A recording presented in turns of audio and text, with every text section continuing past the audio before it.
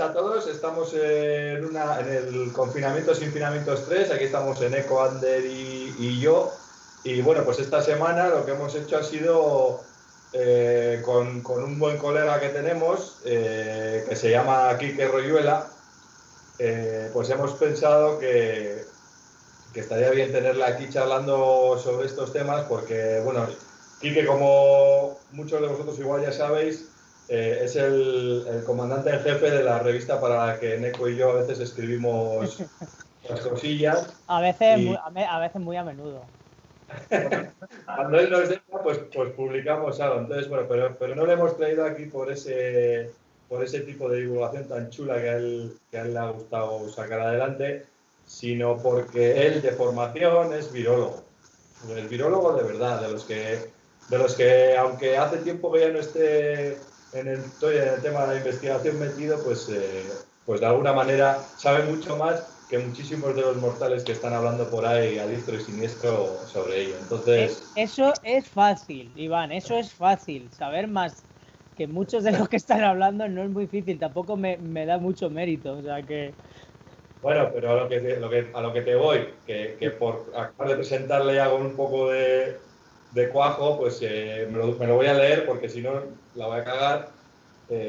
Pues que sus últimos años de investigación fueron como doctor en microbiología, fisiología y genética. Fue contratado por el CSIC, por la red No, el CSIC no, el Instituto de Salud Carlos III. Médicas en red epidemiológica y salud pública, el CIBERES, que le llaman. Eso. En la sección de detección y aislamiento viral del Centro Nacional de Microbiología, en el Instituto de Salud Carlos III, del que seguramente habéis oído hablar en la tele, y con un proyecto en conjunto con el Centro Nacional de Epidemiología, en el que entre otros participantes estaba el ínclito, famoso, por querido y odiado, Fernando Simón. Esa es la presentación que quería hacer de Quique. Es un tío al que o se le quiere, no hay otra manera de medir con él.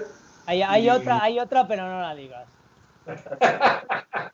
Y bueno, pues empezamos ya con esta historia. Voy a dejar el teléfono aquí aparcado y empezamos. Bueno, ya mi primera pregunta es si tus gatos se sienten seguros con un virólogo en casa o... Sí, yo creo que... Como todo el mundo. Sí, yo creo que, bueno, mis gatas además están encantadas porque yo soy el típico tonto que si está la gata en medio de la cama, en el edredón entro por una esquinica y me tiro toda la noche pasando frío y la gata ahí panza arriba. Pero bueno, sí, respecto al tema del coronavirus y los animales, era una de las cosas que estábamos hablando, por ejemplo, antes de empezar esto, ¿no? Que hay 4 estudios, o sea, cuatro casos, 4 preprints publicados de casos individuales, es decir, no hay un estudio serio, no hay un tamaño muestral adecuado, ni por supuesto hay resultados que sean estadísticamente significativos en el que se pueda establecer si un animal doméstico, en este caso un gato o un perro, puede infectarse de coronavirus por parte de su dueño y luego producirle una reinfección. Es decir, eso a nivel teórico, claro que se puede producir, porque de hecho probablemente sea el origen de este virus es animal, pero que eso sea la tónica habitual y sea una estrategia que vaya a seguir el virus, yo de momento lo descarto y me atrevería a decir que no va a ser así. Con los datos que hay, desde luego, yo no quiero lanzar ninguna conclusión, pero sobre todo, pero ni mucho menos alarmar a la gente que tenga mascotas, porque además basta la gente que lances un mensaje de este tipo y empieces a ver a animales abandonados a diestro y siniestro. Igual que cuando dices que el reservorio natural de un virus, como puede ser en el del coronavirus, que se está especulando que si el pangolín, que si el murciélago, luego ambos y tal, la gente se dedica a matar a los murciélagos así sin ton ni son. Entonces hay que tener muchísimo cuidado con lo que se dice y sobre todo desde los medios de comunicación, porque a los divulgadores se les presupone que eso lo van a tener, ¿no? Entonces los medios de comunicación tienen esa capacidad son los más media, ¿no? Llegan a las masas. Hay que tener mucho cuidado cuando dices, ojo, cuidado, que el coronavirus se contagia a través de los gatos.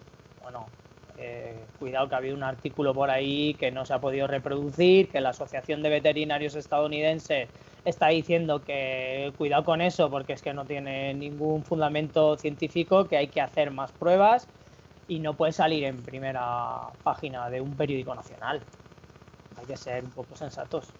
Y esa pregunta la hablé con nosotros que hemos estado con Santi y con la Boti y Gemma. Sí que se le hicimos... Gente de la buena, esos sí son expertos de verdad. Pues a eso sí que les hicimos la pregunta de que a esos más media que tú dices, no pase todo y esté todo más calmado, a lo mejor hay que pedirles explicaciones sobre su criterio de difusión de la información, porque por público objetivo que tienen, a esas franjas horarias del día y por pura desinformación. Nada más, solo por eso. Que no es el momento ahora, pero... Sí, eso es algo que llevamos muchos exigiendo, es decir, que tiene que haber, o sea, no quiero hablar de un control, pero quiero hablar de una responsabilidad, porque parece que se puede decir cualquier cosa, ¿no?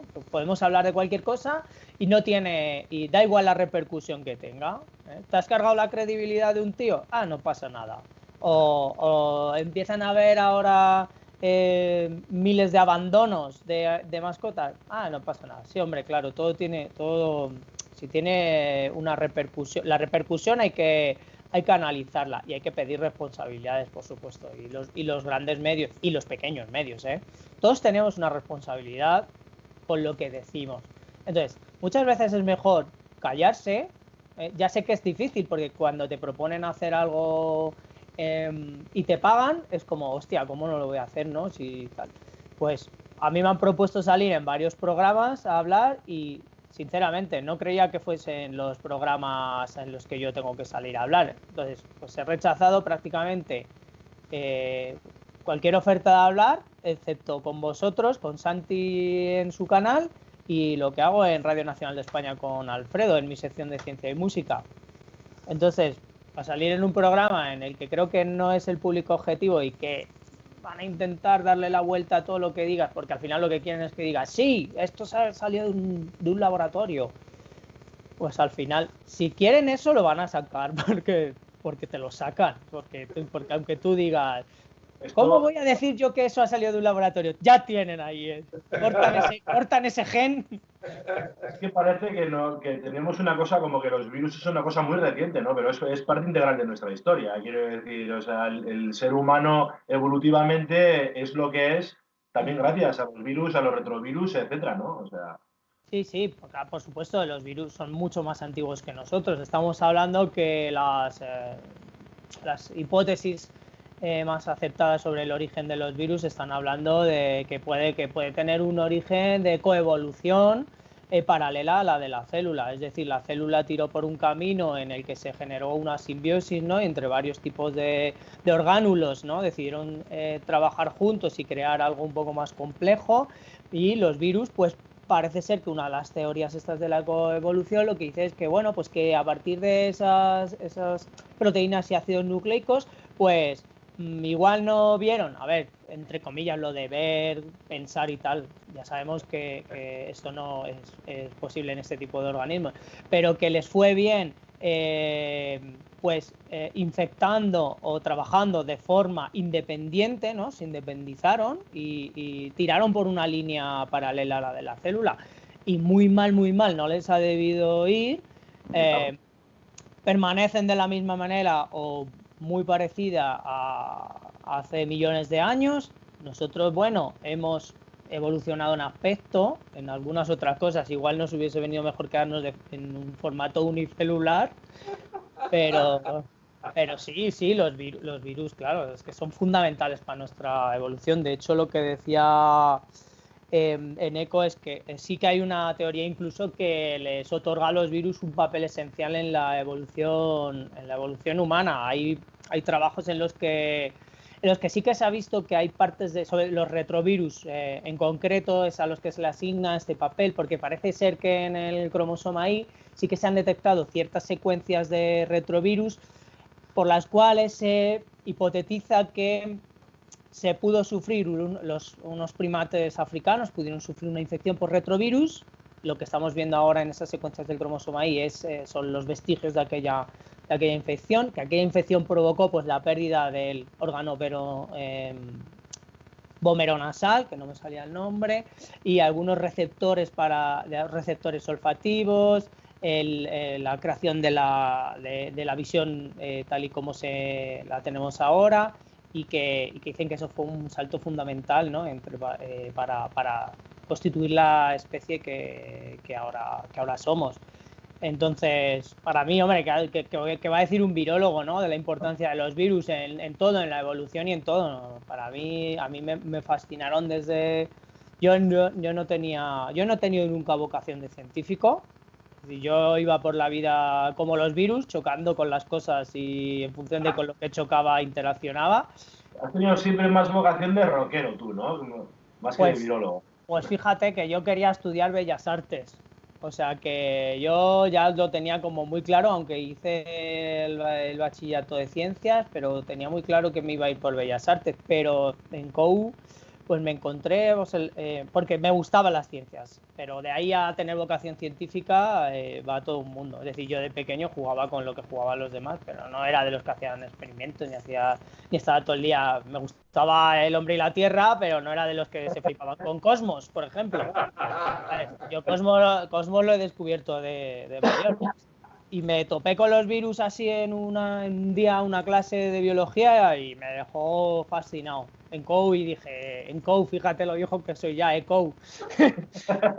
Entonces dije, hostia, los virus, parece mentira que un conjunto de proteínas y un poquito de ácido nucleico sean capaces de ponernos en jaque, de poner en jaque a todo nuestro sistema inmunitario.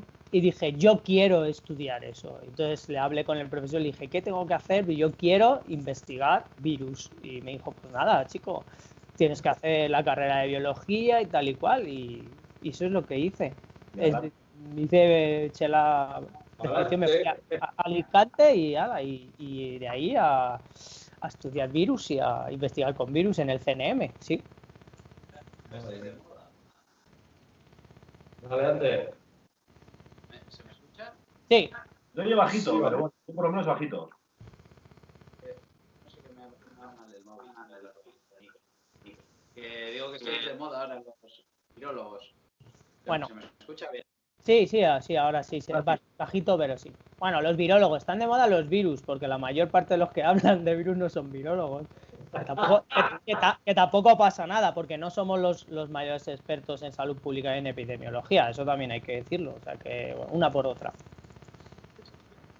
Hablabas antes que estábamos hablando antes de empezar aquí el evento, que no estás leyendo nada que se publica ni tanto a nivel de medios ni tampoco ni publicaciones científicas, porque bueno, eres bastante escéptico al respecto y bueno, creías que todavía pues no había dado suficientemente tiempo, y yo creo que esto es interesante que lo comentes un poco. Sí. Pues sí, efectivamente. Empecé al principio, pues me empecé a interesar por todas las novedades, cómo entraba el virus, cómo generaba el desarrollo de las defensas al nivel del sistema inmunitario y demás. En cuanto me di cuenta que la mayor parte de lo que se publicaba estaba únicamente publicado en preprints y que se empezaban a contradecir unos trabajos con otros, dejé de leer artículos científicos y por supuesto dejé de leer cosas en los grandes medios. Eso ya lo había hecho incluso antes. Entonces básicamente me he estado informando a través de Sergio Ferrer, es como Sergio F en Twitter, es un tío además muy sensato, aunque no lo parezca.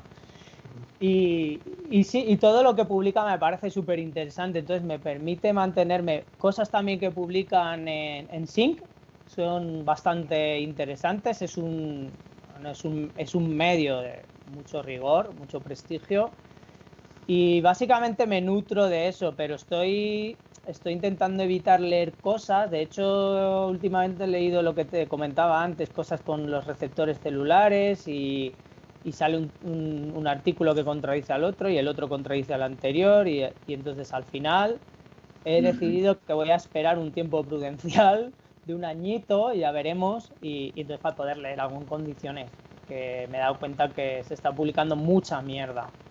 O sea, ahora mismo estamos en una fase muy, muy incipiente de todo a nivel de investigación y... ¿no? Sí, perdona, dime. Sí, que digo que ese es el titular, que estamos en una fase, pues, habían bragas. Ese es el titular, efectivamente, y los ladillos también del artículo. O sea, estamos conociendo ahora el virus. Por eso, mira, yo por ejemplo, estoy de colaborador en Radio Nacional y ahora estoy haciéndolo desde casa, obviamente, pero de las últimas, todavía cuando estábamos ahí hablando con David Sierra, iba a entrevistar a una viróloga del CNB y claro, y estaban hablando ya de desarrollar una vacuna en meses. Y te estoy hablando, era febrero o algo así, y los primeros casos se habían detectado en diciembre, enero, febrero, 3 meses. Y claro, me dijo Sierra, oye, mira, a ver qué le puedo preguntar yo hasta que se te ocurre. Y a mí lo primero que se me ocurre es, chico, pregúntale cuando hablan de meses, ¿a cuántos meses se refieren? Si son 82 meses o son 3 meses, porque realmente a mí estoy flipando. Porque una vacuna, pues estamos hablando de que entre 5 y 10 años, una vacuna viable, ¿vale?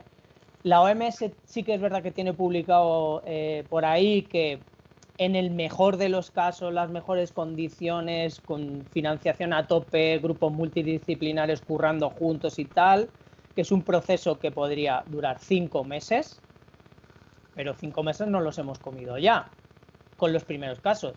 Y yo entiendo que serían 5 meses a partir de que tú conoces al virus, porque si ahora mismo se está estudiando todavía la antigenicidad, es decir, la antigenicidad reside en la espícula única y exclusivamente, es la única proteína que está implicada en el proceso de infección, es la responsable del binding, es la responsable de la fusión, hay otras implicadas, la proteína M, cuál es su papel, es decir, si tiramos de lo que sabemos, los virólogos, que con otros virus, con el otro coronavirus, el proceso de infección no es tan sencillo como explican, que a mí me parece un buen símil, el de la llave cerradura, ¿no?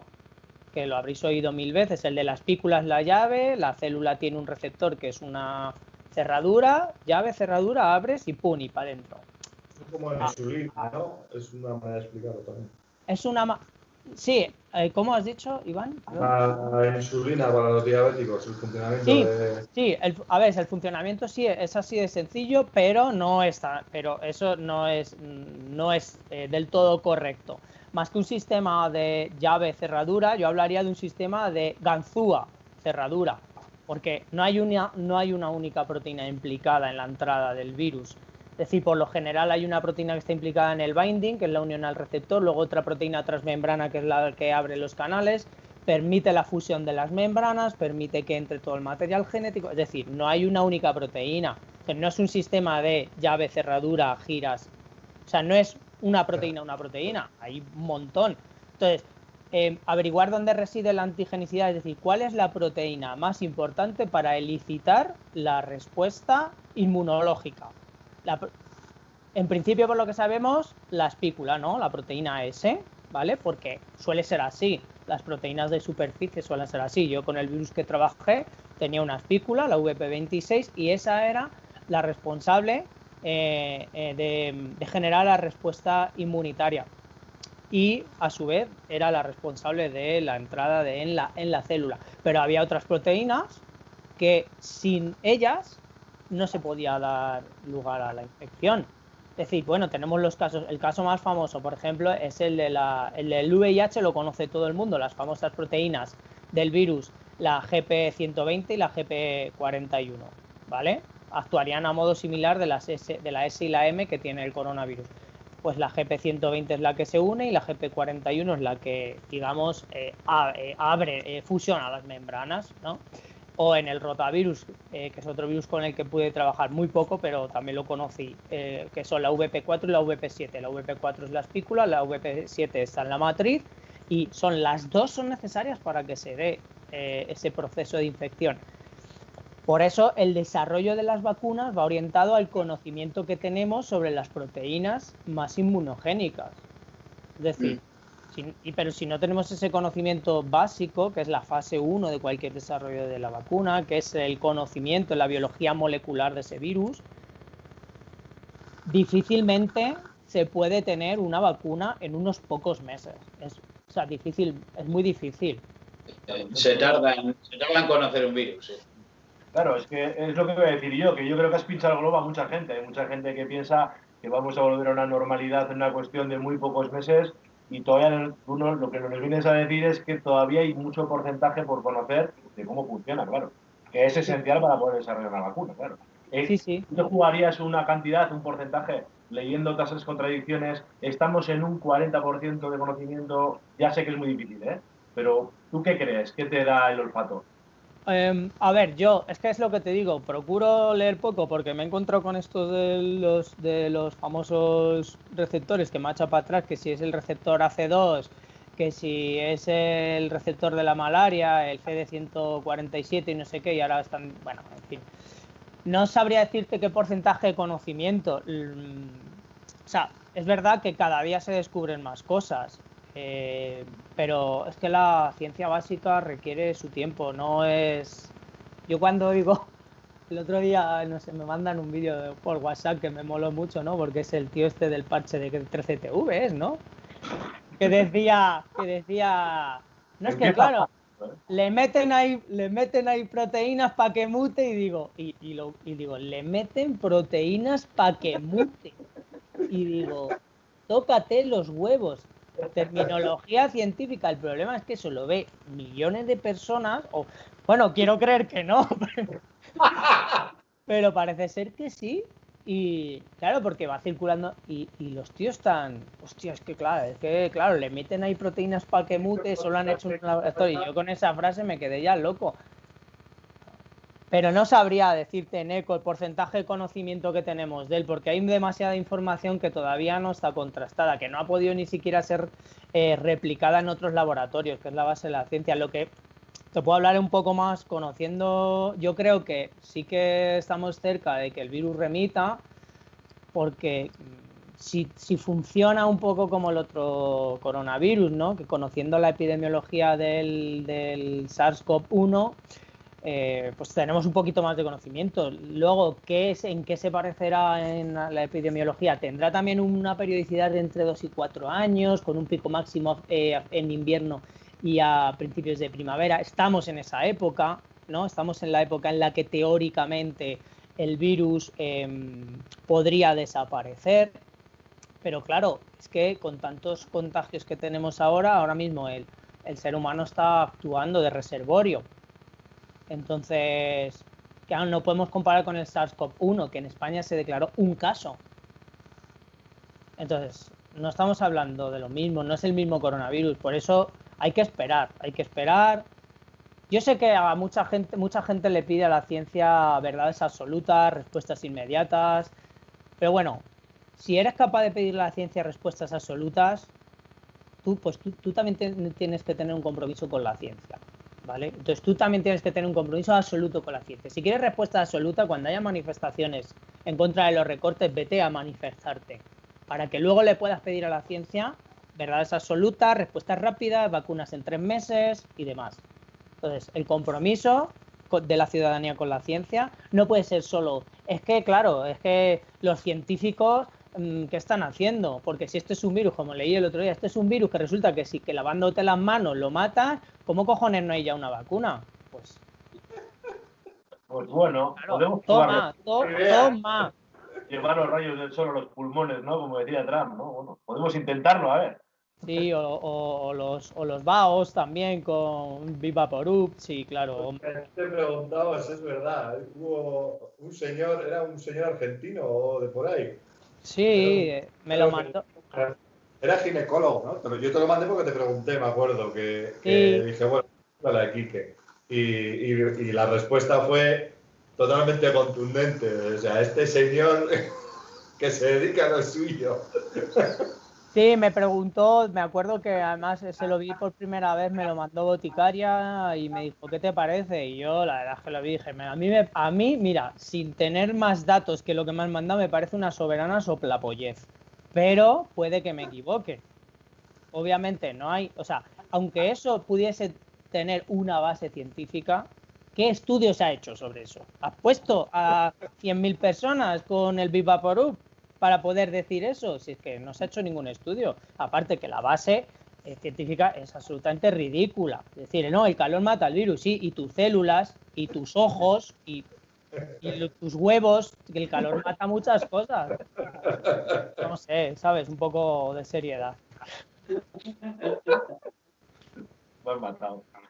Es que es verdad, es que sale de cada panoli por ahí, luego sale el otro, el que se peina con risquetos y dice que se mata el virus bebiendo detergente, no sé qué, y dices, no, y luego dice el cabrón, no, era una broma. Díselo a los 100 panolis que te han hecho caso y que están ahora en urgencias, ¿sabes? Con la faringe abrasada. Es que hay que ser... El otro día con Boticaria y con Gemma que hemos querido buscar muchas veces una explicación muy técnica y muy compleja a un problema que no era tan difícil, ¿no? O sea, se nos dijo desde el principio que con jabón, ¿qué tal? El proceso, por ejemplo, de cómo el jabón afecta no es muy complicado. No sé si lo puedes explicar con pocas palabras, pero es muy sencillo. Sí, bueno, a ver, básicamente lo bueno que tiene este virus es que tiene una envuelta lipídica, que no todos los virus lo tienen. Entonces, al tener una envuelta lipídica permite que el jabón lo que haga es romper esa membrana de lípidos y al desprenderse esa membrana el virus pierde la capacidad de iniciar el proceso de infección. Es muy sencillo. Porque muchas otras veces, o sea, hay una diferencia entre desinfectarse. Mira, aquí viene una lista, cariño. Pues eso, hay diferencias entre la higiene y desinfectar. Entonces, en este caso tenemos la suerte de que es un virus que tiene una membrana lipídica. Entonces el jabón la rompe, la elimina y el virus pierde su capacidad infectiva. Es muy fácil, es muy sencillo de explicar eso, no tiene más misterio. Nos hemos ido muy por arriba como tal, bueno, sin más. Sí, muchas veces sí, pero bueno, también es verdad que mucha gente, joder, a Boticaria, por ejemplo, es que no paran de preguntarle.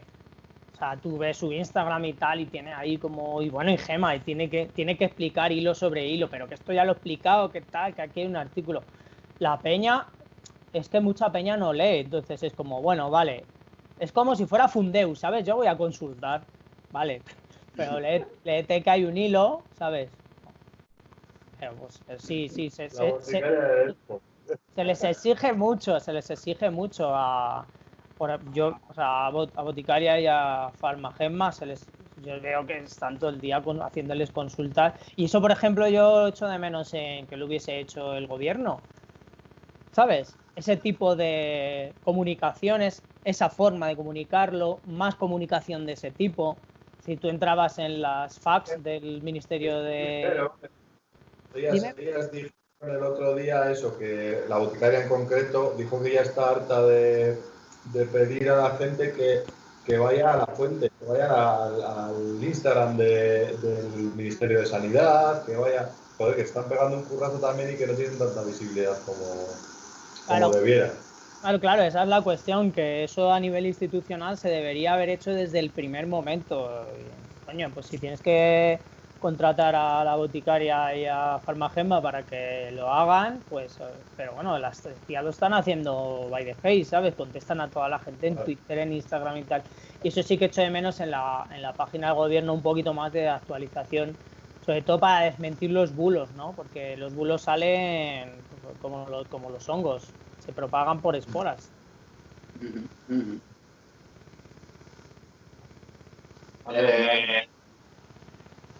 Sí, dime. Yo estoy aquí. Yo tenía el otro día que fui a sacar dinero y me salía el dinero del cajero. Joder, lo cogí como con miedo, dije yo, este dinero. Y veo que no se habla mucho del dinero como un factor, un vector de riesgo y así. No sé si puede ser el dinero, las monedas, los billetes y tal, pueden ser pues, un poco de infección grande. Y si hay otras cosas que tú veas que, como digo yo, el dinero de las que no se está hablando tanto y que pueden ser pueden conllevar bastante riesgo. Un poco de contagio. Hombre, a ver, es un virus que sí que es verdad que ha demostrado en el poco tiempo que lleva con nosotros que es capaz de persistir en las superficies inanimadas más tiempo del que se debería. Yo, de hecho, recuerdo haber leído respecto al SARS-CoV-1 que la OMS había declarado que era muy improbable contagiarse a través de objetos inanimados, ¿vale? Presentes en zonas de la epidemia. Es verdad que también los tiempos de permanencia del virus activo en las superficies han cambiado con este nuevo virus, son un poco más amplios. Si no recuerdo mal, con el coronavirus había un estudio que había hecho un grupo de veterinarios y eran 48, 72 horas, no recuerdo. Ahora parece ser que puede llegar a permanecer un poco más de tiempo. El dinero es verdad que siempre ha sido un foco de transmisión de microorganismos. De hecho, hay un estudio que, aunque parezca, o sea, es algo como súper serio, y se llevó un IG Nobel, que es ver cuáles son los billetes del mundo que más microorganismos tenían, ¿no? Entonces, pues dependiendo de su configuración, del material del que estuvieran hechos, pues serán capaces de retener más o menos microorganismos. Pero tener en cuenta que la mayoría de los microorganismos presentes en el medio ambiente no son patógenos, entonces tampoco es un foco de infección, tampoco es un foco de contagio. Ahora que está el coronavirus por ahí pululando, pues claro, es un foco potencial. Todos los objetos inanimados que hayan sido tocados por una persona que esté infectada, pues es un foco potencial. Pero ten en cuenta toda la serie de acontecimientos que se tienen que dar para que eso, para que, por ejemplo, un billete que tú sacas del cajero te infecte. Lo más básico es que tú te laves las manos. Si tú te lavas las manos desde ese billete es prácticamente, o sea, no te voy a decir imposible, pero es altamente improbable. Entonces, teniendo en cuenta las medidas que nosotros mismos podemos tomar, tanto en cuanto todo lo que tocamos a nuestro alrededor, es altamente improbable. Es decir, el miedo a los objetos contaminados, yo diría que no está del todo justificado, ¿vale? Porque sobre todo depende de nosotros, de las medidas que nosotros tomemos, porque nadie va a coger un billete y lo chupa, ¿sabes? Bueno, sí. Hay otros que lo pasan por la nariz, pero bueno, pero eso, entonces es altamente improbable, pero claro que es un foco potencial de contagio. Es como la mano de cualquier persona, por eso hay que evitar dar la mano. Entonces, yo no tendría miedo a desarrollar las actividades normales, ¿no? Entonces, sacar dinero y tal, vale, si tú sabes que ahí puede haber, ¿no? Entonces, tú lo que tienes que hacer es cuando te lo guardes, siempre las manos, siempre te lavas y nunca la cara, ni el dedo en la nariz, ni tal, que ya sé que eso es inevitable en los semáforos, pero ahora hay que, igual que hay una pegatina de estas de San Cristóbal me acompaña o la Virgen me acompaña, en el coche hay que ponerse una de no te metas el dedo en la nariz, ¿no? Yo me quitaría ese miedo, pero siendo consciente que depende de ti, de las medidas higiénicas que tú tomes. Vale. Esta mañana he visto que las compañías aéreas están ya hablando en modo pánico y se han quejado de que, o sea, ellos han hecho un estudio justificando que para que ellos no quiebren, sí, les tendría que dejar aumentar el aforo de los aviones del 50% que regula ahora la ley al 77%. Bueno, que no han entendido nada. Eso es que no han entendido nada. O... Está muy bien si ellos luego se van a responsabilizar de los contagios. Si el que. Es lo primero que pensé. Pero es que luego Bruselas esta tarde ha dicho que la medida principal de anticontagio en los aviones es una mascarilla, que la distancia de seguridad da igual. Y por la mañana Fernando Simón ha dicho que la mejor mascarilla es la distancia de seguridad. Es todo como tan... Pues yo me quedo con lo que ha dicho Fernando Simón, sin ningún lugar a dudas. Es decir, cuanto más lejos estés del virus, es que es de sentido común. No hace falta ser epidemiólogo para saberlo. Es decir, un estornudo llega hasta donde llega. Entonces, cuanto más lejos estés cuanto más lejos estés de un posible foco de contagio, la probabilidad de que tú te contagies es menor. Es que a mayor distancia, menor probabilidad de contagio. Es como cuando hay hostias en un bar, ¿no? Es lo mismo que he pensado yo. Hasta donde llega el brazo, pues a partir de ahí es la zona de confort, zona de seguridad. Si estás ahí en medio, puede que te la lleves o puede que no. Pero si estás lejos no te la vas a llevar. Y lo de los aviones, pues claro, a ver, si yo entiendo que la gente está jodida porque nosotros mismos en principio estamos jodidos, pero yo entiendo que se tiene que reactivar la economía, pero no se puede reactivar, a costa de la vida y la salud de la gente. Es decir, eso no entra en la cabeza de algunas personas, pero tiene que entrar, o sea, no puede ser de otra manera. Hay que reactivar la economía, sí, pero nunca a riesgo de la salud de las personas. Y el que lo hace tiene que ser consciente de que tiene una responsabilidad. Y si tú en un avión, en vez del 50%, que es lo que te están diciendo los expertos, quieres meter el 75% porque si no quiebras, vale, vas a saber que no vas a quebrar, pero que estás contribuyendo a ser un foco de propagación de la infección. Y vuelta a empezar. Vuelta a saturar el Sistema Nacional de Salud, vuelta a que nuestros sanitarios se infecten porque se contagien, incluso mueran algunas personas, porque no se están haciendo las cosas bien. Entonces, si tú eres capaz de asumir tu responsabilidad, pues alguien te la deberá exigir después. De todas formas, aquí hay un concepto que es el que hablábamos otro día de carga vírica también, que Sí. Al final lo que no se está hablando quizá lo suficiente es de que la exposición a este virus es primordial. Quiero decir, no es solo una cuestión de que tú estés con alguien que esté infectado, sino que tú te acabas infectando a fuerza de estar expuesto a ese virus, ¿no? Claro. Sí, claro. A ver, es que, bueno, la carga viral hace referencia ni más ni menos que a la cantidad de virus que hay, es decir, a la cantidad de virus que tú te expones. En función de la fase de la infección, pues la carga viral en una persona infectada será mayor o menor.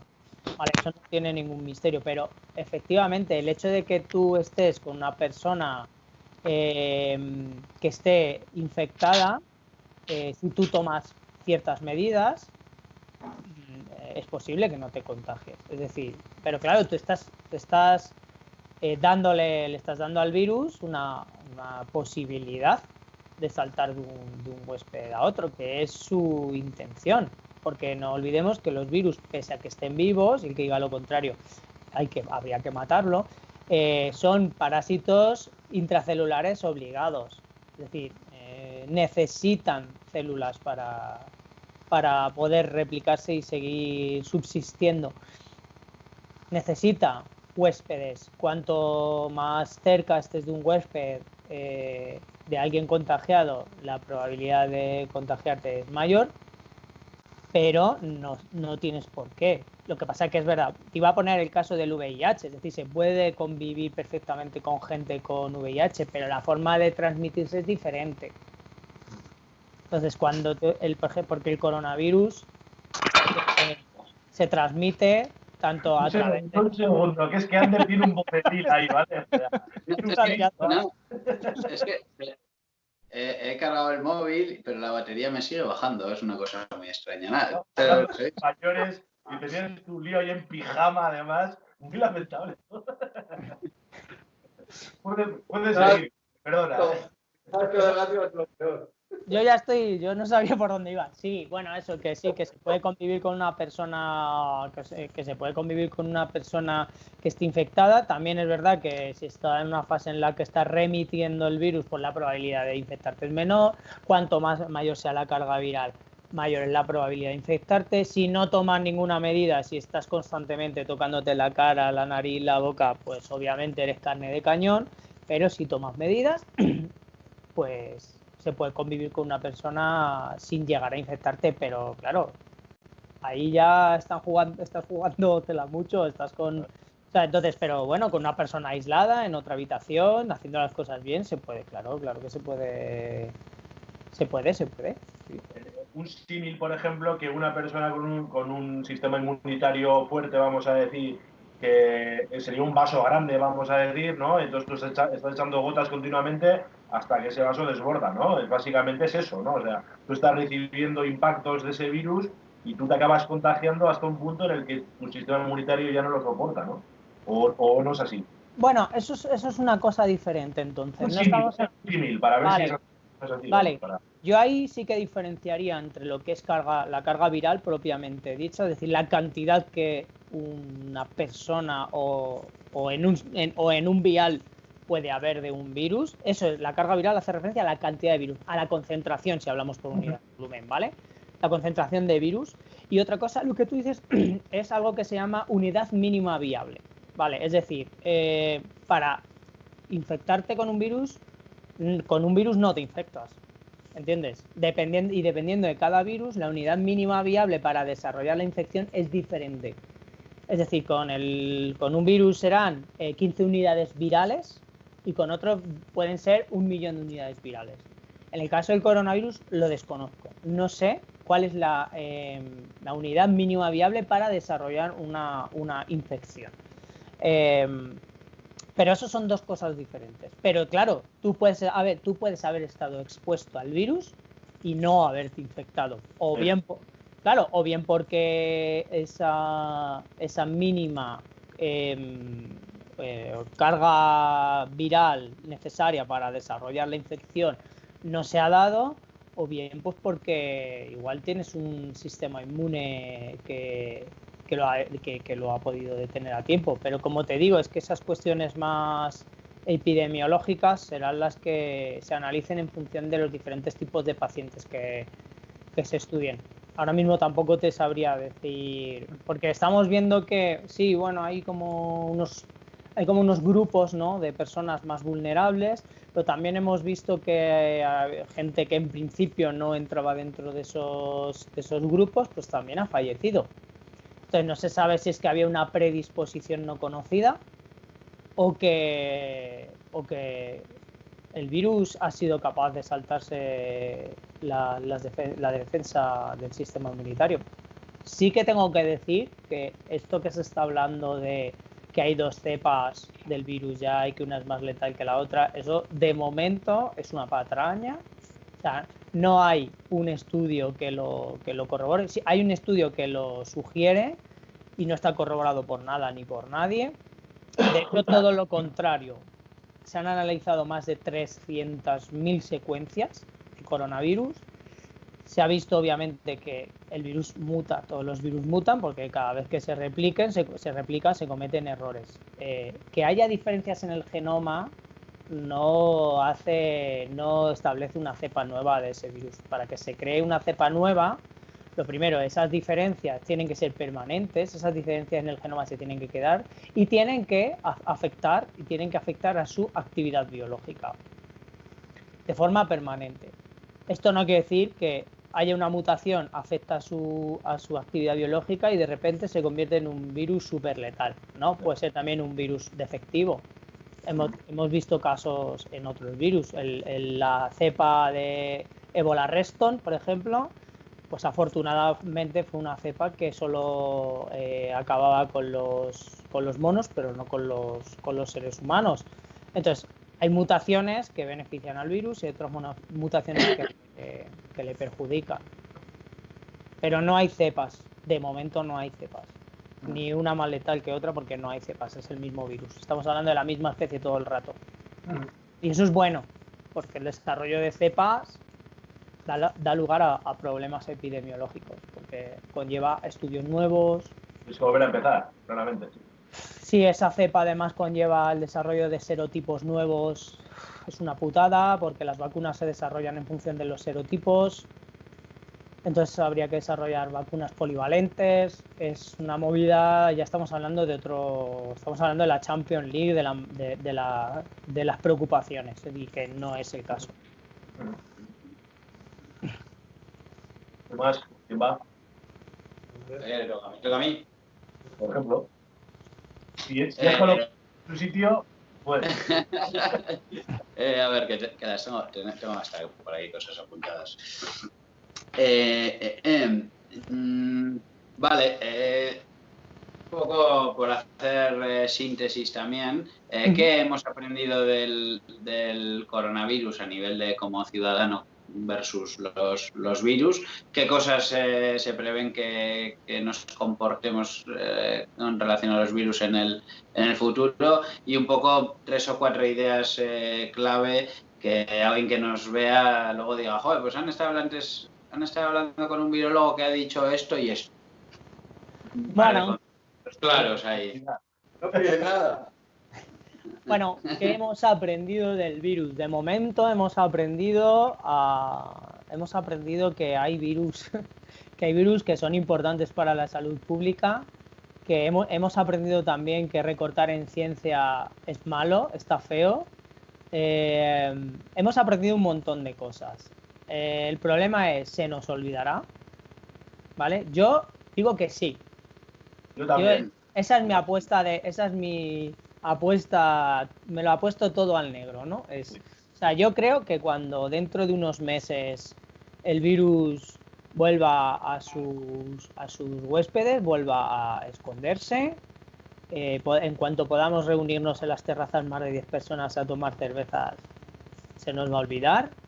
A los políticos, lamentablemente, creo que no se van a poner jamás de acuerdo. Creo que van a seguir recortando en ciencia, independientemente de que ahora nos quieran vender la moto, de que hay que invertir en tecnologías de estas, como decían el otro día por Twitter, tecnologías de estas. No saben ni lo que está diciendo este hombre. Y el problema es que luego iba a decir porque todavía yo me considero científico, aunque no sea investigador, porque para mí la ciencia es como las arritmias que se llevan en el corazón, pero obviamente no soy investigador, pero luego porque volverá a pasar, no sabemos cuándo, ya hemos pasado del marco teórico al marco práctico, no sabemos cuándo, pero volverá a pasar. Entonces volveremos a cagarnos en todo, los sanitarios pobrecitos, la investigación es que no se cuida, los políticos volverán a prometernos 1000 cosas, pero no habrán aprendido nada. Y lo peor es que a nosotros tampoco, porque yo estoy seguro que a la próxima manifestación que haya en contra de los recortes de la ciencia vamos a seguir yendo los 4 puñeteros gatos de toda la vida. 4 putos gatos estábamos en la última. 4. Entonces, un poco de responsabilidad también a los ciudadanos en esta cuestión. Un poco de responsabilidad. Si tú quieres exigir medidas cuando pasan estas cosas, pues tienes que involucrarte. Entonces, yo espero que al menos hayamos aprendido eso. A exigir. Ya sabemos lo que importa, ¿no? Ya ha quedado claro que la salud es lo más importante. ¿Estamos de acuerdo? Vamos a ver si en un año no se nos ha olvidado. Vamos a ver si cuando haya las próximas elecciones, si a un partido que no menciona ni una puta vez en su programa electoral la palabra ciencia e investigación, lo mandamos a la puta. A ver si es verdad que hemos aprendido. A ver si les obligamos. Si lo más importante es la salud, y con la salud estoy incluyendo todo lo que está pasando. Investigación y desarrollo, por supuesto, a nivel hospitalario, más profesionales, más sanitarios, todo incluye. Cuando hablo de salud, hablo de todo lo que implica. Si por lo menos aprendemos eso, a ser exigentes, Porque luego, en cuanto llega el momento de la verdad, cada uno es de su partido y al final esto es la misma mierda de siempre. Entonces, si hemos aprendido eso, yo me doy con un canto en los dientes. ¿Cuál era la otra, Ander? Los highlights, ¿no? Lo que he oído un virólogo ha dicho de estas 3 cosas, ¿no? Sí, bueno. Eso es. Alguien que vea esto, que diga mañana. Pues ayer hablaron con un virólogo y vale. Fíjate, dijo esto y esto, porque ya solo se van a ir te quedas con una idea o dos, ¿no? Pues mira, sí que me gustaría decir que no sé si serían titulares, pero sí que sería con las ideas que yo me quedo, que es absolutamente fundamental las medidas de higiene y que no se pierdan, ¿no? Es como las medidas de higiene, ¿vale? Si quieres un titular sería: las medidas de higiene son muy importantes para contener la epidemia o la pandemia. También me gustaría romper una lanza en favor de Fernando Simón, porque es un tipo brillante. Yo no sé si... Yo sé que ha estado ahí con el Partido Popular y con el PSOE. No sé si es partidario de algún partidista. Ni me importa. Pero es un profesional como la copa de un pino. Es un epidemiólogo brillante.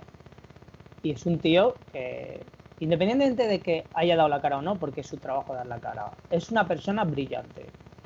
Que obviamente hay cosas que se han hecho mal, que se podían haber hecho mejor, por supuesto. Pero eso no puede dar pie a que se le ataque de forma personal como se le ha hecho. Eso no se puede hacer. Entonces yo sí me gustaría que quedase esa defensa a la labor de Fernando Simón. Y más cosas, pues que la gente tiene que, lo que te decía antes, la gente tiene que involucrarse, la gente tiene que implicarse, porque estos problemas que tiene la ciencia son problemas de la ciudadanía. O sea, cuando tú recortas para contratos de investigadores, no solo afecta a ese investigador, obviamente a ese investigador, a su familia, afecta y afecta al entorno investigador, pero afecta a los ciudadanos directamente. Lo estamos viendo.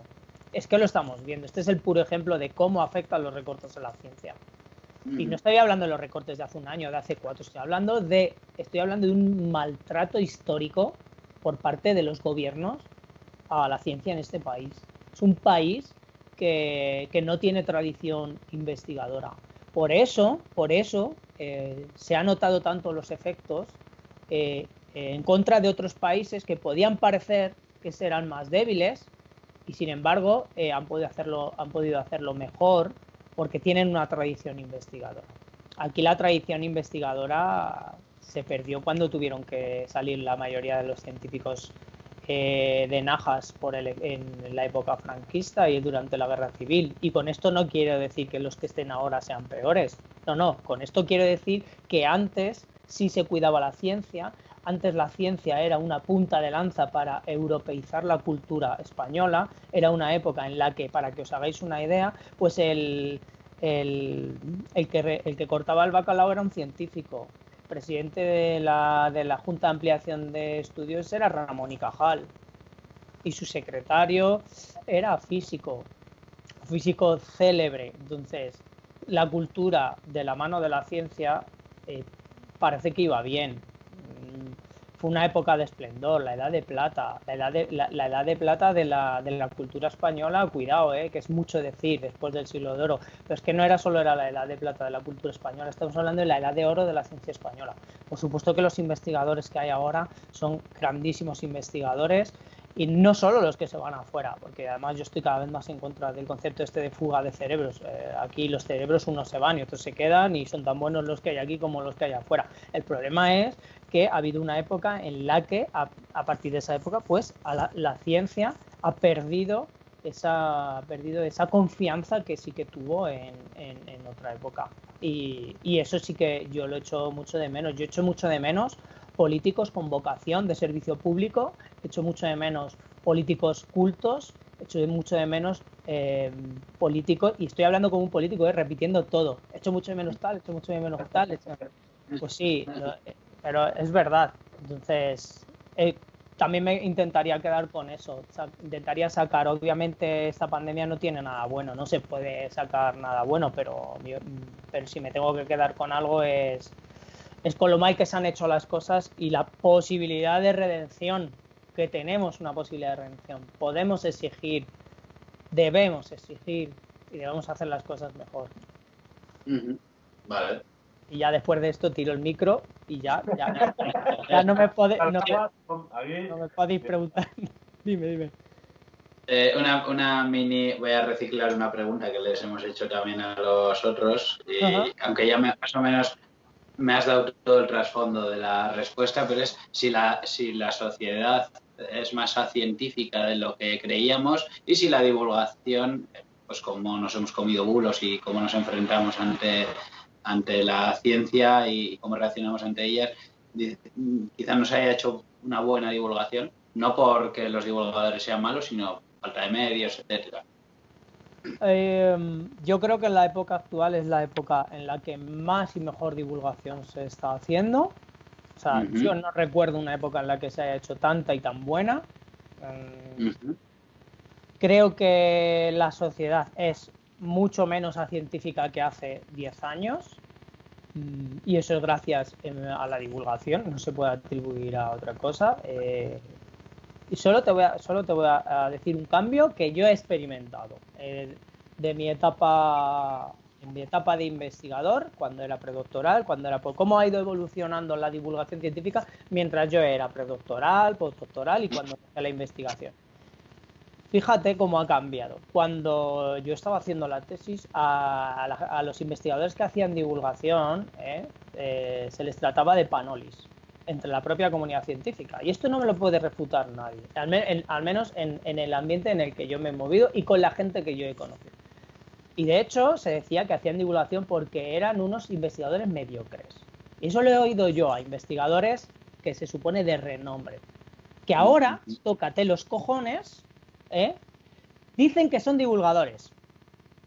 Y me tengo que morder la lengua para no decir dos putos nombres de dos personas que no paran de salir en la televisión. Lo mandas luego en privado, lo queremos luego saber. lo mando en privado. Investigadores del CSIC que cuando estaban en el Instituto de Salud Carlos III se reían de los que hacían divulgación y ahora van de divulgadores.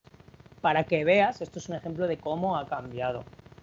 En 15 años ha cambiado un huevo, porque antes eras un paria y ahora, hostia, si no te subes al carro de la divulgación, si no sales si te mueves no sales en la foto, ¿no? Si no te subes al carro de la divulgación, tu trabajo igual no recibe fondos, no tiene tanta visibilidad, se organiza un congreso y nadie te llama. Hostia, ¿cómo? Pero si soy una super mega inmunóloga. Ya, pero no haces divulgación, no pasa nada. Ahora mismo escribo un artículo, lo mando y digo que soy una super divulgadora. Y ya tenemos divulgadora. Pues eso es lo que yo he vivido en 15 años. Gente que se reía de los divulgadores ahora se autodenominan divulgadores. Entonces, esto es bueno, ¿vale?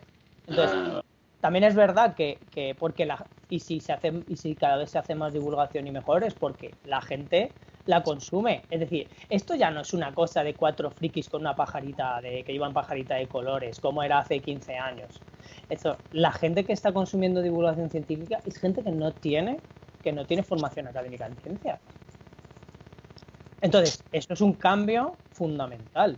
Es gente que está súper interesada en la ciencia, mucha gente. Entonces, eso es, y por eso, y esto es una retroalimentación, ¿no? Es decir, si tú encuentras cada vez más gente interesada, más allá de la gente de tu entorno, pues tú te animas a seguir divulgando. También porque hemos visto que hay otras maneras de hacer divulgación científica, ¿no? Es decir, no todo hay que hacerlo igual.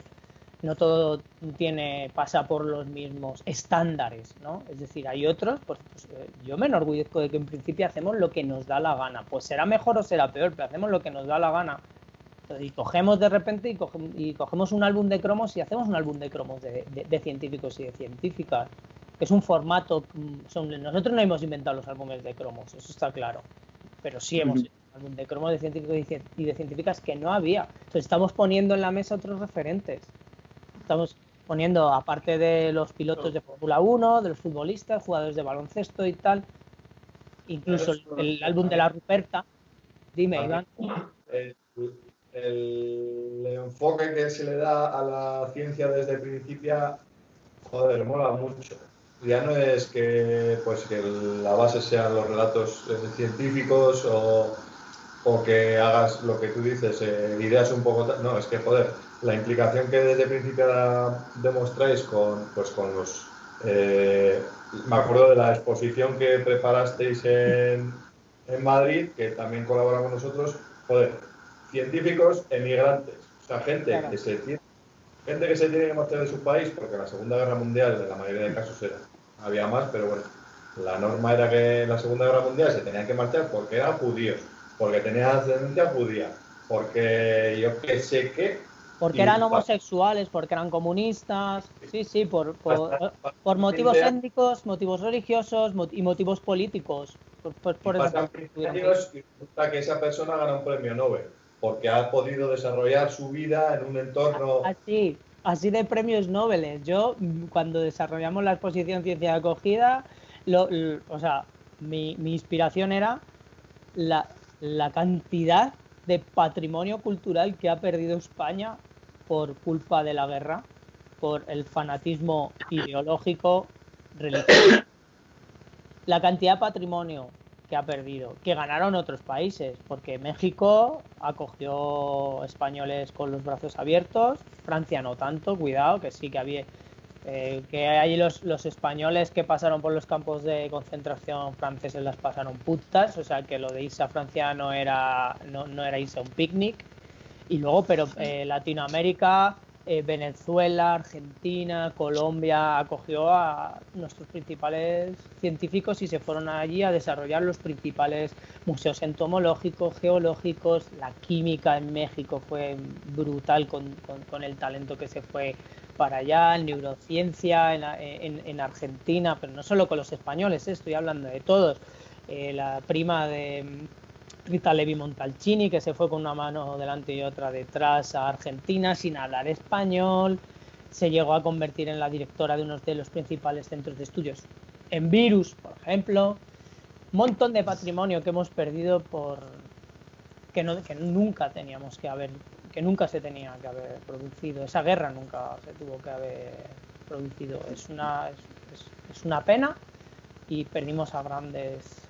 afortunadamente, fíjate lo que voy a decir, Santiago Ramón y Cajal había muerto, no pudo y murió antes de ver en qué se había convertido esto, cómo trataron a Pío del Río Ortega, entre otros. En fin, pues eso. Me quedo sin palabras. ¿Quién quiere preguntar ahora? ¿O voy yo? Si ya la de cierre, ya. Sí, te iba a decir que yo estaría hasta mañana. Ya solo hablando de Principia estaría hasta mañana, pero bueno. El tema de Principia, lo que ha dicho Iván, es un currazo. Además, a unas hay dos cosas, ¿no? Tanto la ciencia como el arte, tanto que te gusta Bellas Artes. Pues, las acciones son top siempre. Y bueno, yo desde aquí animo a todo el mundo que nos vea y nos escucha aquí, que bueno, que si quiere una suscripción, oye, o dos, las que quieran. Las preguntas de cierre yo tenía varias, pasa que has contestado mucho. Iba a preguntar sobre si los virus estaban vivos o muertos, pero has dado un rotundo sí, así que me has machacado. O sea... Yo soy partidario de un sí rotundo porque, a ver, sobre todo porque me jode los motivos por los que se le deja fuera de la definición de organismo, porque un organismo es eso, ¿no? Es un ser vivo. Estamos hablando de una definición de un concepto del siglo XVIII y a mí me parece que es como si pretendemos ahora, si los físicos tienen que trabajar con conceptos del siglo XIII. Es decir, en biología somos de las pocas disciplinas que los conceptos se revisan pues como qué pereza ahora revisar esto, pero si los hongos eran plantas hasta no hace mucho, Era como, uff, y sacarlos ahora, sacar... ¿Y qué vamos a tener que hacer? ¿Ponerles un reino nuevo y todo a los hongos? No me jodas. Los dejamos aquí que... ¿Sabes? Pues es un poco, me da la sensación de, uff, nos vamos a meter en esa mandanga ahora. Pues chico, pues sí, hay que meterse en esa mandanga, porque lo que está claro es que los virus son diferentes a los viriones, son diferentes a los priones y los viroides, perdón. Los viroides y los priones son diferentes. Estos sí que son seres, obviamente son...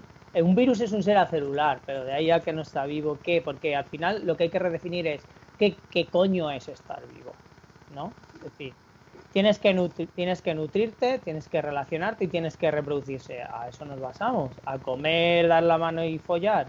Pues yo quiero decir que lamentablemente hay mucha gente que no puede hacer eso. Entonces, o el concepto de estar vivo solo lo aplicamos cuando nos da la gana.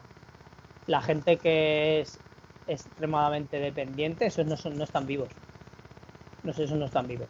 No se relacionan, se nutren gracias a nosotros y de reproducirse muchas veces ni hablamos. Entonces no están vivos, ¿o qué? O están vivos porque les late el corazón. Y entonces ya que cambiamos el concepto, hay que redefinirlo, obviamente. Y los virus han demostrado que un organismo que coevoluciona con una especificidad tan grande con sus huéspedes es un organismo que tiene que estar vivo porque sí, porque lo digo yo.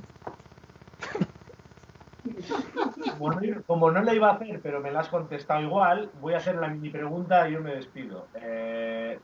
Hablando del COVID que estábamos hablando hasta hace un ratillo, ¿tú le pondrías en el top 5? O sea, como virólogo. Vamos a decir que los virólogos hay algo de maligno ahí, ¿no? Os gustan cosas chungas, ¿no? Entonces, bueno, apartando lo que es la tragedia humana, que si tú la pondrías en un top decías, joder, pues me mola, me gusta cómo se comporta. La verdad es que en la entrevista con Santi te oí comentar, ¿no? Pues que, joder, que tiene muchas características que son interesantes, ¿no? Para hacer el mal, sí. Sí, para hacer el mal. Sí, claro, es que, a ver, los virus respiratorios son idóneos. Es decir, la forma de propagarse es esencial para hacer el mal, ¿no? Entonces, si un virus quiere hacer el mal, lo que tiene que hacer es propagarse de una forma muy eficiente y muy rápida, pero no tan rápida, o sea, sin llegar a matar al huésped. Por ejemplo, el ébola, claro, el ébola pues tiene una forma de propagarse que es muy difícil y además pues es bastante rápido acabando con su huésped. Entonces, para mí es el number one, es el ébola, ¿no? Es como un cliché de biólogo, digamos.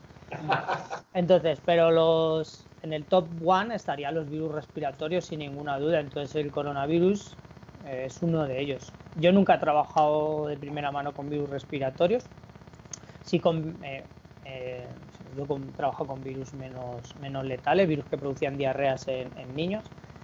Y bueno, y luego virus de la parotitis y demás. Pero claro, los virus respiratorios pues se propagan de una forma tan sencilla, es decir, a través de las microgotas en los estornudos, a través de las microgotas y del material contaminado de la gente infectada. Puedes contaminar a través de la vía respiratoria, a través de la mucosa de la boca, a través de los ojos. Es decir, tiene multitud de formas de contagiarse. Además, a través de mecanismos que tenemos como muy... ¿no? que los seres humanos utilizamos mucho. Es decir, nos tocamos mucho la cara, damos mucho la mano, abrazos, nos damos besos, eres mi mejor colega, no sé qué, tal. Te das un beso y tal. Entonces es como que tiene todas las papeletas para ser uno de los virus más peligrosos. Coronavirus, sí, Nipah. Es que hay cualquier virus emergente ahora mismo, ¿sabes? El West Nile, esos virus, es que son virus que no están en nuestro medio. Entonces una incursión por aquí, una mutación por allá... y ya tenemos la película y tenemos la película Contagio, ¿sabes? ¿Quién va? Iván. Yo, pero no sé, es que ya no sé cómo ceñir la traca final esta. No sé, te diría un poco de autobombo con Principia, por qué dirán. Ya he hecho con lo de las suscripciones, pero bueno, explicar un poco de qué va Principia y por qué mola tanto. Entonces, que si quieren que principia.io y que si tienen cualquier duda sobre qué hacer para suscribirse o tal, pues que nos pueden preguntar a cualquiera de nosotros e incluso les podemos dejar una revista para que vean de qué va el palo y que se suscriban. Que al final es de lo que vivís, ¿no? Es que Pon el link con toda la info que es. Hacemos como youtubers. Lo vamos a poner aquí abajo, el link. Like. Yo qué sé, sí, es verdad que Neko me ha preguntado, por ejemplo, lo de los antibióticos, ¿no? Pues eso yo creo que ya está. Sí, pero te he dejado, porque al final podemos ir a 2 horas aquí, sí. Ya. Bacterias. ¿no? La gente tiene que quedarse con que los antibióticos no valen para los virus, ¿vale? O sea, y ya está. O sea, simplemente bacterias, hongos y otros parásitos antibióticos, sí. Virus, para virus, los antivirales. Ya está. Eso es muy sencillo. Sí. La carrera. Sí. Nada, Santi, pues oye, es que ricasco, muchas gracias. Y sabes que estás invitado aquí a Balmaseda cuando se abra el túnel lo que hagamos. Y nada, pues esperamos verte por aquí para hacer divulgación científica también, que vemos que es más necesaria que nunca. Si son unas jornadas gastronómicas tampoco pasa nada, ¿eh? Que tampoco haremos un combo. Tengo que ir, sí, tengo pendiente una visitilla. Y en cuanto ibas a venir, pero hubo un pequeño accidente de surf, creo recordar, decían... Todavía tengo el dedo, todavía tengo el dedo, que no lo tengo recuperado, o sea que... Te perdonamos.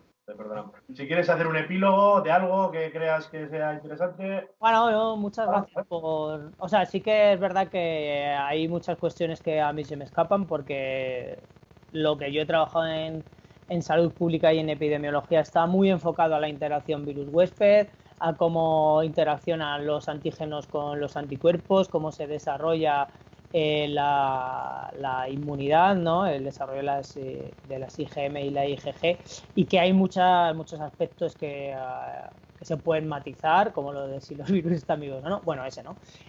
Pero que quede claro que no soy un experto, porque eso implica que tengo una experiencia en muchas cosas que no tengo. Es decir, no tengo experiencia en gestionar una presidencia de un gobierno, entonces es muy fácil criticarla, pero no tengo ninguna experiencia. O sea, no soy experto en criticar gestiones gubernamentales, soy experto, si es que lo soy, en muy poquitas cosas relacionadas con lo que os he dicho, y todo lo demás, pues que se coja con pinzas y como información de alguien que tiene cierto conocimiento de lo que ha dicho.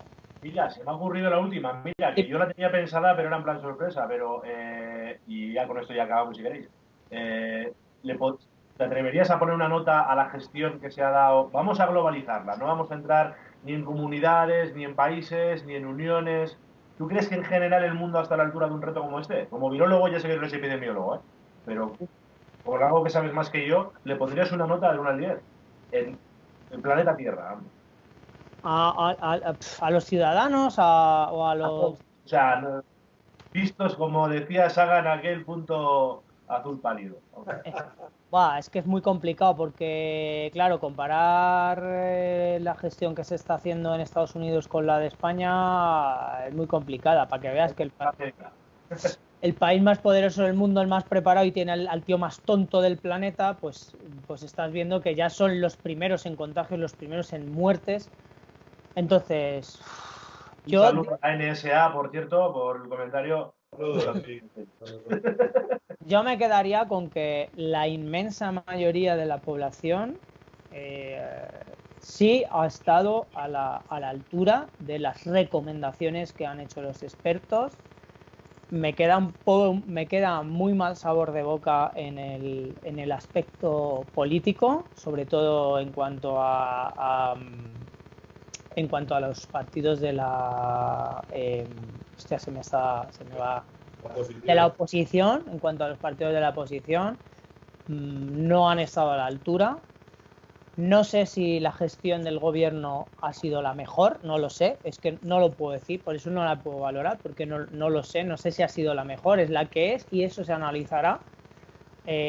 cuando veamos los resultados finales es cuando se podrá decir, hombre, hay cosas que sí que se han hecho mal, es decir, si tú vas a crear un estado de excepción, tienes que aprovisionarte de material sanitario. A los sanitarios están todavía sin trajes de protección, se están contagiando, es un grupo que se está contagiando un montón, es decir, eso obviamente no se ha hecho bien. No sé hasta qué punto entonces eso afecta a la gestión global. No sabría decirte. O sea, creo que se han hecho cosas mal. La información creo que se ha hecho mejor a nivel individual que a nivel gubernamental. Y en cuanto a lo que son medidas sanitarias en sí mismas, yo quiero esperar a ver el resultado final. Quiero esperar para poder decir efectivamente, pues aquí, viendo el número de casos iniciales, si se hubiese hecho esto y esto, probablemente hubiese descendido o no, o quizás sí se hizo bien. Yo, a nivel político, fatal. A nivel de ciudadanía, estoy bastante satisfecho. A nivel de medidas sanitarias, quiero verlo a posteriori. Y a nivel de divulgadores, muy bien. Creo que se ha hecho muy bien. Creo que aquí los que mejor nota sacan son los divulgadores y la ciudadanía. Votadme. Pues muchas gracias. Pues nada, chavales, a vosotros un abrazo. Ya sabéis por dónde ando. Que no sea nada. Chao, bambinos.